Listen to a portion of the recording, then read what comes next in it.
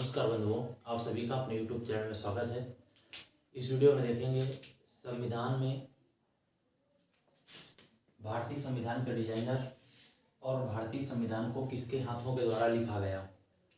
महत्वपूर्ण बिंदु हैं, बहुत ध्यान से समझिएगा। इसमें कुछ और अन्य तथ्य हैं जो रोचक जानकारी है, वो भी आपको देते हैं।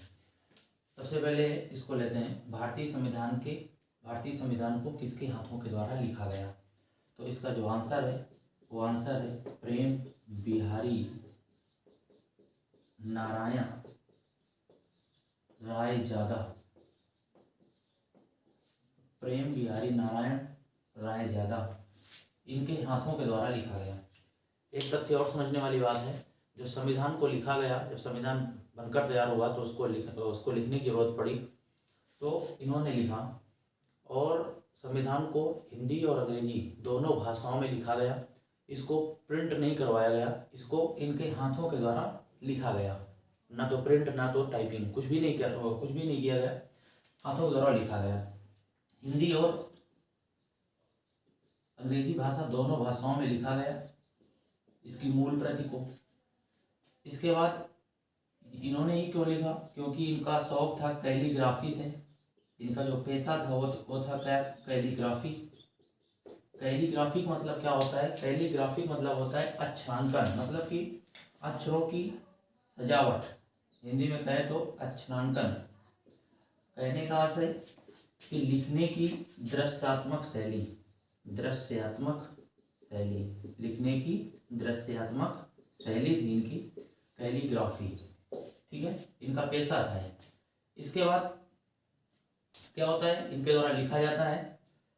लिखने की दृश्यात्मक शैली इनकी अच्छी होती है। इन्होंने जो इसको लिखते हैं तो इटालियन में लिखते हैं। इटालियन आप समझते होंगे, तिरछे में इटालियन में लिखते हैं। और जब ये लिखते हैं संविधान को अपने हाथों के द्वारा, तो वक्त कितना लेते हैं, तो 6 माह का वक्त लेते हैं, 6 माह का। इसके बाद जब इनसे लिखकर तैयार हो जाता है तो इनसे पूछा जाता है कि आपने अपने लिए क्या लेंगे, जो आपका खर्चा हो बताइए। तो ये कहते हैं कि हमें खर्चा नहीं चाहिए, बस इन्होंने कहा कि हमारा हर एक पेज पर नाम लिखा जाएगा। तो क्या करते हैं, सब लोग सहमत हो जाते हैं और अपना नाम प्रेम बिहारी नारायण रायजादा स्वयं क्या करते हैं, हर पेज पर लिखते हैं। इसके बाद एक शर्त और करते हैं कि अंतिम पेज पर अपने नाम के साथ साथ अपने दादाजी का भी नाम मतलब कि लिखेंगे।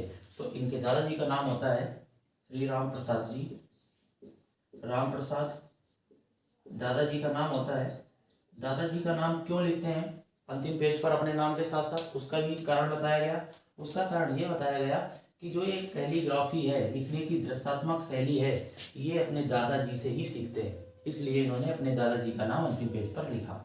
इसके बाद दूसरा थंबनेल पे आपने प्रश्न देखा, भारतीय संविधान के डिजाइनर कौन है। तो भारतीय संविधान के